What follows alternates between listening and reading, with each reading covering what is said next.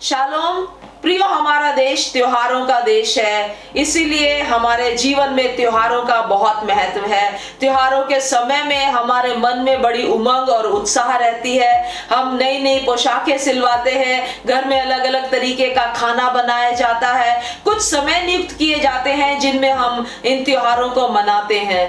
Pastor रश्मि, आप क्या सोचते हैं त्योहारों के विषय में? मुझे ऐसा लगता है कि जो त्योहार का दिन है और दिनों से अलग होता है, बड़ा ही खास होता है, क्योंकि इस दिन के लिए बहुत तैयारियां की जाती हैं। इस दिन मेहमान हमारे घर आते हैं या हम मेहमान बनकर किसी के घर जाते हैं, तो जो त्योहार होते हैं हमारे जीवन में रंग लाते हैं और हमारे जीवन को कलरफुल बना देते हैं। प्रियो, आज हम बाइबल में मनाए गए पर्वों के बारे में बात करेंगे।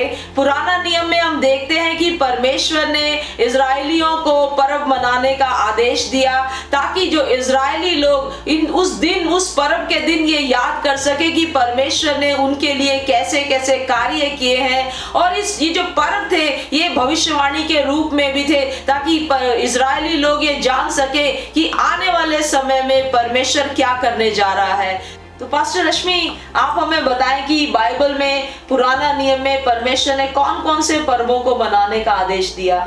जब हम लेवी व्यवस्था अध्याय 23 देखते हैं तो वहाँ पर हम देखते हैं कि परमेश्वर इजरायलियों को पर्व मनाने की वहाँ आज्ञा देते हैं और 7 तरह के पर्वों का वहाँ वर्णन है, जिसमें कि पहला है फसह का पर्व, दूसरा है अख़मीरी रोटी का पर्व, तीसरा है पहला पुले का हिलाए जाने का पर्व, चौथा है पिंतेकुस्त का दिन का पर्व और 5वां है तुरही का पर्व और 6वां वहाँ पर बताया गया है प्रायश्चित के दिन का पर्व और 7वां पर्व है झोपड़ियों का पर्व। तो पास्टर मोना, क्या आप इसमें कुछ और ऐड करना चाहेंगे? हाँ जी, तो परमेश्वर का आदेश था कि ये जो सारे जो पर्व है ये परमेश्वर की विधि और परमेश्वर के समय के अनुसार मनाए जाने चाहिए। जितने भी पर्व बाइबल में मनाए गए थे पुराना नियम के अंदर, ये सब नया चांद के आरंभ में शुरुआत के अनुसार मनाए जाते थे, जिसे न्यू मून कहते हैं। तो जो यहूदी लोग थे वो उनका जो कैलेंडर था लूनार कैलेंडर होता था, जो नए चांद के अनुसार होता था,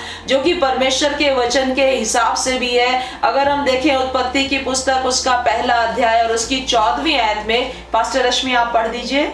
फिर परमेश्वर ने कहा, दिन को रात से अलग करने के लिए आकाश के अंतर में ज्योतियां हों और वे चिन्हों और नियत समयों और दिनों और वर्षों के कारण हों। तो जो परमेश्वर ने जो ज्योतियां बनाई थी, जो आकाश में जो तारे और जो चांद बनाए थे, वो समय को नियुक्त करने के लिए बनाए थे। इसीलिए जो जितने भी पर्व होते थे वो चांद के अनुसार, न्यू मून के अनुसार हुआ करते थे। पास्टर रश्मि, आप हमें इन पर्वों के समय के विषय में थोड़ा सा और बताइए, और क्या ये पर्व मनाने के द्वारा हम उद्धार पा सकते हैं? दूसरा इतिहास अध्याय 2 का 4 जब हम पढ़ते हैं तो वहाँ हमें देखने को मिलता है कि ये जो सारे पर्व होते थे ये नए चांद और सबत के आसपास होते थे। ये सारे पर्व परमेश्वर की व्यवस्था के अंतर्गत मनाए जाते थे, लेकिन तब तक प्रभु यीशु मसीह क्रूस पर नहीं गए थे। आज हमें उद्धार पाने के लिए व्यवस्था पर चलने की जरूरत नहीं है, क्योंकि हमारा उद्धार परमेश्वर के अनुग्रह से हुआ है। यीशु मसीह पर विश्वास रखने के द्वारा हमारा उद्धार हो जाता है। पास्टर मोना, मैं आपसे पूछना चाहूंगी कि आज के समय में जब हम नए नियम के लोग हैं, हम क्यों पर्व के बारे में आज हम बात कर रहे हैं? क्या इन पर्वों का मनाना हमारे उद्धार से संबंधित है?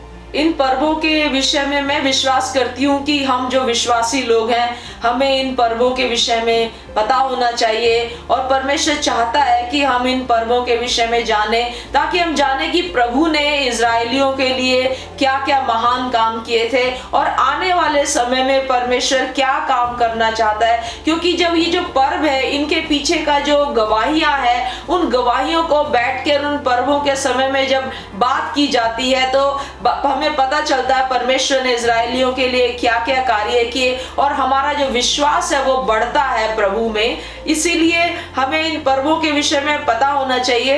हाँ, हमारा जो उद्धार है, उद्धार तो प्रभु यीशु मसीह के ऊपर विश्वास करके कि प्रभु यीशु मसीह परमेश्वर का पुत्र है, मेरे पापों की क्षमा के लिए मारा गया, गाड़ा गया और तीसरे दिन जी उठा, इसी बात पर विश्वास करके ही हमारा उद्धार हो सकता है। लेकिन ये जो पर्व है, ये जो उत्सव है, जो परमेश्वर ने इजरायलियों को मनाने के लिए कहा है, हमारे लिए उसमें संदेश है, हम उन संदेशों को जाने। इसीलिए ये जो पर्व के विषय में हम आपके सामने जो है बातें कर रहे हैं। आमीन। जब हम पर्वों के विषय में बात कर रहे हैं, उत्सव के विषय में बात कर रहे हैं, तो नहमाया की पुस्तक उसका 8 अध्याय और जफनाया की पुस्तक का 3 अध्याय में हम देखते हैं कि यहाँ पर लोग जो है, यहूदी लोग बहुत दुखी हैं क्योंकि वो ये पर्व नहीं मना पाए, क्योंकि वो गुलामी में थे।